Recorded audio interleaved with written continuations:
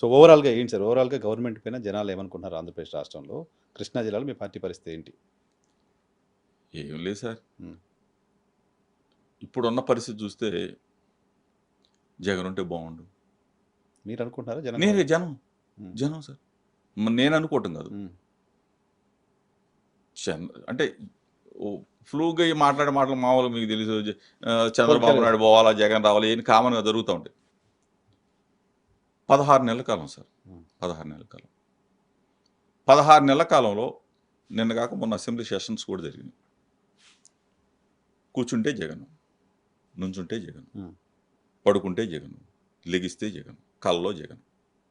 చంద్రబాబు నాయుడు గారు కానీ, ఆ ప్రభుత్వంలో ఉన్న మంత్రులు కానీ, ఆ ప్రభుత్వంలో ఉన్న ఎమ్మెల్యేలు కానీ మాట్లాడి తీర్చోండి ఒకసారి. 16 నెలల కాలంలో మేము ఇది చేసాం, 16 నెలల కాలంలో మేము ఈ సంక్షేమం చేసాం, 16 నెలల కాలంలో మేము ఆ పోర్టు కట్టాం, 16 నెలల కాలంలో మేము ఇది తీసుకొచ్చామని చెప్పిన మాట ఎక్కడన్నా ఉందండి?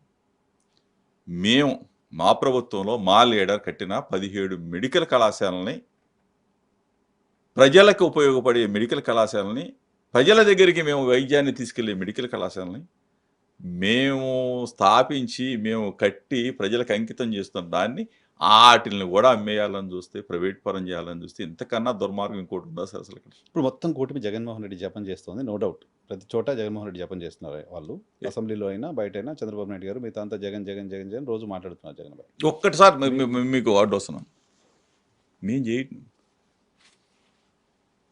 నిజంగా. నేనైతే కామినేని శ్రీనివాసుని, నందమూరి బాలకృష్ణ వీళ్ళిద్దరిని సన్మానం చేస్తారా? ఎట్లా, ఎప్పుడు, ఎందుకు? ఎందుకంటే జగన్మోహన్ రెడ్డి గారి విలువలు, విశ్వసనీయత మా పార్టీ తరఫున నేను చెబుతాం, ప్రజలకు తెలుసు.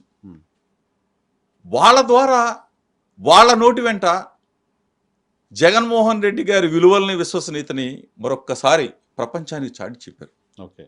కామినేని శ్రీనివాస్ ఆ లీడ్ తీసుకోవడంతో బాలకృష్ణ మాట్లాడిన మాటలు, తర్వాత తద్వారా మెగాస్టార్ చిరంజీవి గారు ఎక్కడో ఏ దేశంలో ఉండి జగన్మోహన్ రెడ్డి గారు మమ్మల్ని ఎట్లా గౌరవించాడు, ఏ విధంగా చూశాడు, ఏ విధంగా సినీ పరిశ్రమని కరోనా కష్టకాలంలో కాపాడాడని చెప్పేసి మేము చెప్పాము సార్.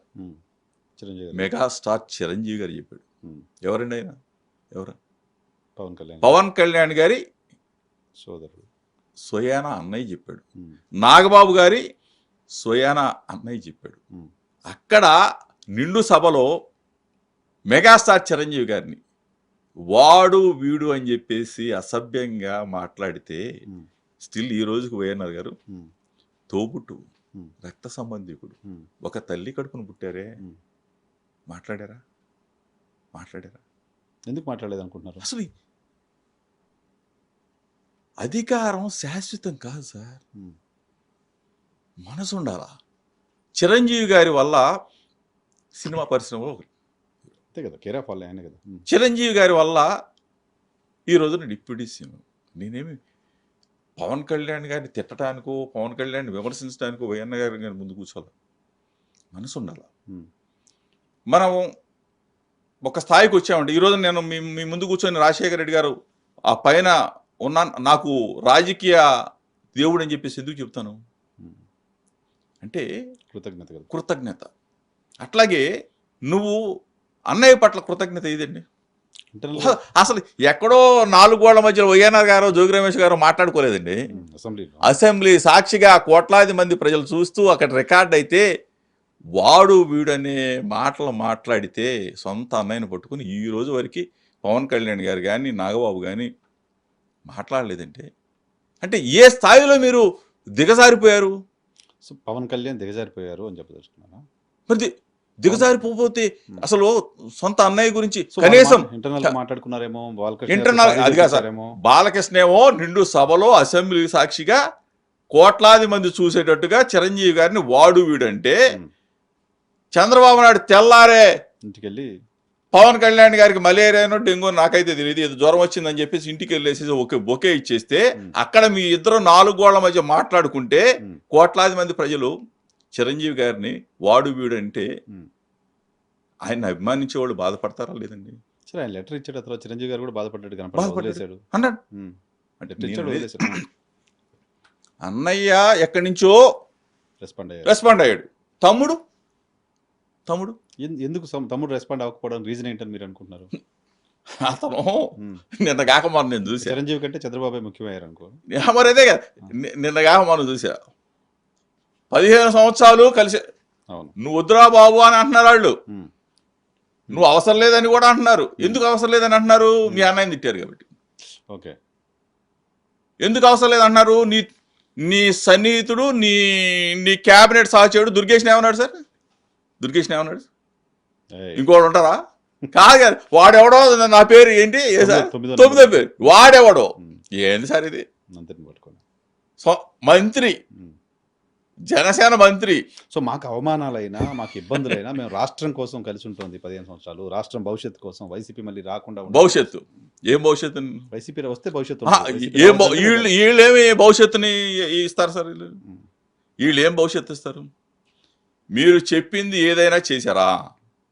మీరు పేద ప్రజలకి ఓటు తీసుకున్నారు వాళ్ళ దగ్గర నుంచి. మీరు ఏం చేశారు? 16 నెలల కాలం అయింది. మీరు చెప్పింది చేయగలిగారా?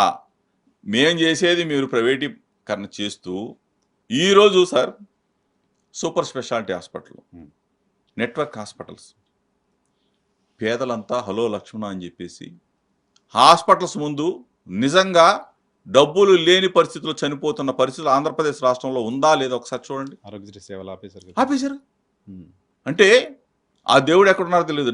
రాజశేఖర రెడ్డి గారు, ఆ మహనీయుడు పెట్టిన పథకం పేదవాడికి సూపర్ స్పెషాలిటీ హాస్పిటల్లో దమ్ముగా వెళ్ళి ధైర్యంగా వెళ్ళి చికిత్స చేసుకునే అవకాశాన్ని ఈ రోజున ఈ చంద్రబాబు నాయుడు ప్రభుత్వం మీరు ఇంత దుర్మార్గంగా నెట్వర్క్ హాస్పిటల్కి మీరు డబ్బులు కట్టకపోతే ఇన్ని వందల మంది వేల మంది చనిపోతే ఈ రోజున వైఎన్ఆర్ గారు యహా టీవీ ఒకసారి చెక్ చేయమని చెప్పండి సార్. సూపర్ స్పెషాలిటీ హాస్పిటల్ దగ్గర ఉన్న రోగుల పరిస్థితి, రోధిస్తున్న పరిస్థితిని వీళ్ళు ప్రభుత్వాలు నడుపుతారా సార్? మేము కట్టిన మెడికల్ కళాశాలని ప్రైవేటీకరణ చేయటం కోసం, అమ్ముకోవటం కోసం చూస్తున్న వీళ్ళు.